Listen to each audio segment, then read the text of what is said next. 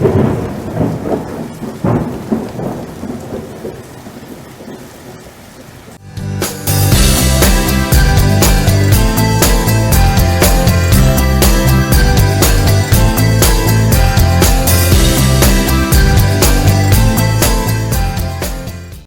I'm Charlie Pryde. And I'm Jennifer Pryde. Welcome to our YouTube channel, Pride of the Villages.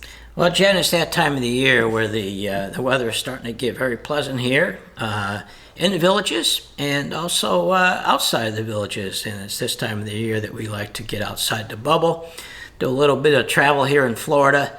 This is a season, the shoulder season, before all the tourists arrive in the winter. So the weather's nice and most places are not very crowded. And that's what we did on this past week, and it's what the subject of this video is. And that's we went to St. Augustine over on the Atlantic coast.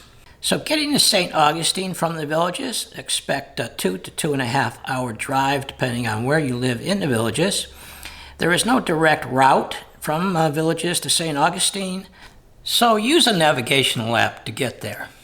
Founded in 1565 by Spanish explorers, St. Augustine is the oldest continuously inhabited European established settlement in what is now the contiguous United States. The city served as the capital of Spanish Florida for over 200 years and was an important port along the Gulf Stream trade route. After several British and pirate raids on St. Augustine in the 16th and 17th century, the Spanish started construction on a large masonry fort in 1672. Basic components were completed in 1695 and named Castillo de San Marcos, which is Spanish for St. Mark's Castle. Castillo de San Marcos still stands today as the oldest masonry fort in the United States and lies on the western shore of Matanzas Bay. Now, the fort changed hands a number of times. As a provision of the Treaty of Paris after the 7 Years' War, Britain gained all of Spanish Florida in exchange for returning Havana and Manila to Spain. On July 21st, 1763, the Spanish governor turned the Castillo over to the British, who established St. Augustine as the capital of the province of East Florida. The British made some changes to the fort and renamed it Fort St. Mark. During the American Revolutionary War, the war was used as a military prison. In 1783, Great Britain returned Florida to Spain as part of a treaty ending the American Revolution. However, Spanish colonization was in gradual decline, and Spain ceded Florida to the United States in 1819, and St. Augustine was designated the capital of the Florida Territory. Upon receiving the fort from Spain, the Americans changed its name to Fort Marion. Structurally, the Americans made few changes to the fort during this time. Many staterooms were converted to prison cells on account of their heavy doors and barred windows. Also, part of the moat was filled in and transformed into an artillery battery as part of the American Coastal Defense System. In 1837, during the Second Seminole War, Seminole Chief Osceola was taken prisoner by the Americans while attending a peace conference near Fort Peyton under a flag of truce. He was imprisoned at Fort Marion along with his followers. During the Civil War, Confederate forces occupied the fort in January 1861. However, through the superiority of the Union Navy, the fort was back in Northern hands on March 11, 1862.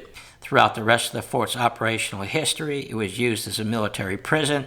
In 1892, over 200 deserters from the Spanish-American War were imprisoned at the fort. This marked one of the last uses of the fort as an operational base. In 1900, the fort was taken off the active duty rolls after 205 years of service under 5 different flags. Since the late 19th century, St. Augustine's distinctive historical character has made the city a tourist attraction, and the fort is its centerpiece. In 1924, the fort was designated as a national monument. In 1933, it was transferred to the National Park Service from the War Department. In 1942, in honor of its Spanish heritage, Congress authorized renaming the fort as Castillo de San Marcos. Overseen by the National Park Service as a national monument, entrance to the fort is $15 for adults, 16 and over, and children 15 and under are free. The drawbridge leads to the sally port, the fort's only entrance. The 14-foot thick walls give a sense of the fort's strength. Some rooms are historically furnished to recreate their original purpose. Others house museum exhibits. Present-day volunteer reenactors bring the Castillo to life when demonstrating historical crafts, foods, medicines, tools, and weapons.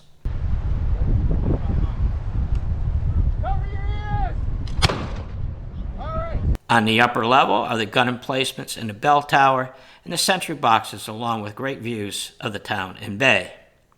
Interestingly, Florida's first golf course was established on the grounds of Fort Marion in 1895. The golf course is gone, but the fort remains and is one of the top attractions for visitors to St. Augustine. After our visit to the fort, it was time to take a walk down St. George Street. Like the Castillo de San Marcos, St. George Street is a destination hotspot in St. Augustine. This historic district street is a thoroughfare, pedestrian-only street lined with restaurants, shops, attractions, and immersed in history. We walked from the fort along the waterfront to the Bridge of Lions, and then west over to the southern end of St. George Street. Here you will see the Cathedral Basilica of St. Augustine.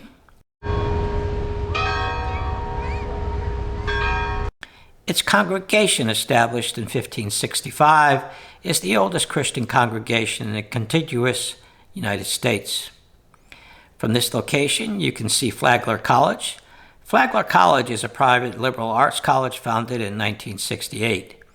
The centerpiece of the college is the old Ponce de Leon Hotel, built in 1888. The hotel was commissioned by Henry Morrison Flagler, the American industrialist and founder of Standard Oil and developer of the Florida East Coast Railway. There is a Flagler College Legacy Shop on St. George Street where you can sign up for tours of the college. St. George Street is viewed as a shopping destination by many as it is bursting with unique shops. Florida ware and handmade jewelry are showcased in window displays, hand-rolled cigars are made on site, and pet boutiques are plentiful.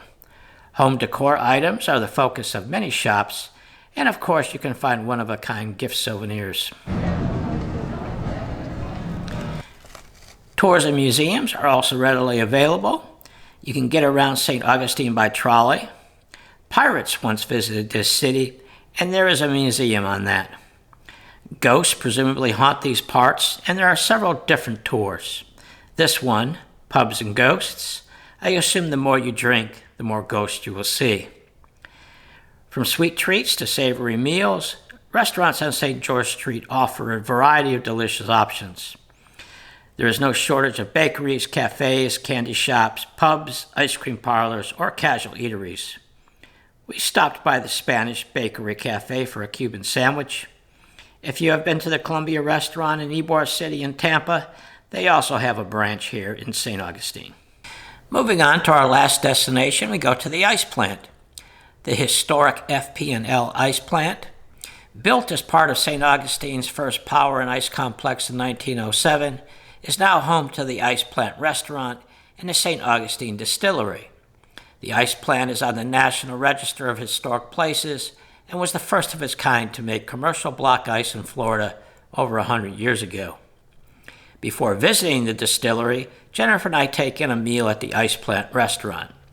There we had an outstanding burger combo and a fantastic dish of shrimp risotto. We would highly recommend both of those dishes.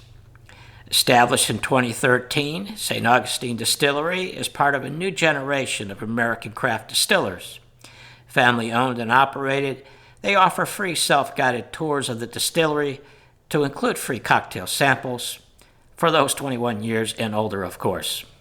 The distillery is committed to making world-class spirits using the local agriculture. They do not source or blend other whiskey with their bourbon. Hand-bottled by real people, they are passionate about showing guests not only what goes into each bottle, but how to make the best possible cocktails with the spirits. There are no reservations required for the tours, and there are several Instagram opportunities, especially around the still and the oak barrels.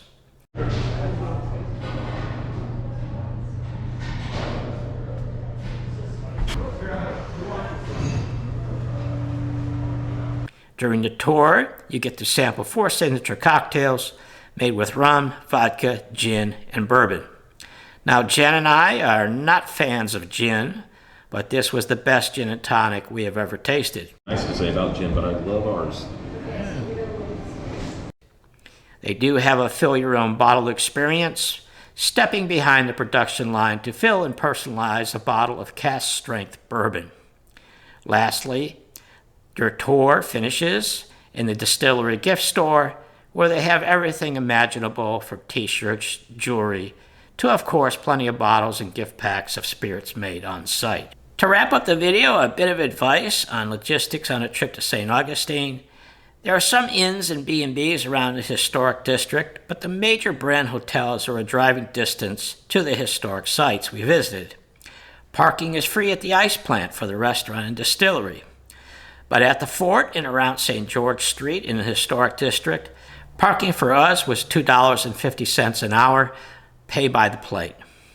So that's our video on our trip to St. Augustine. It's a place that we've been several times, and we only pointed out 3 locations that we went to, but there are plenty of other things to do, especially if you have grandkids visiting. Maybe there's some different attractions than certainly what we visited.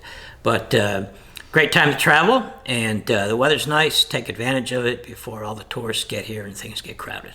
So until the next video, have a great day, and we'll see you then.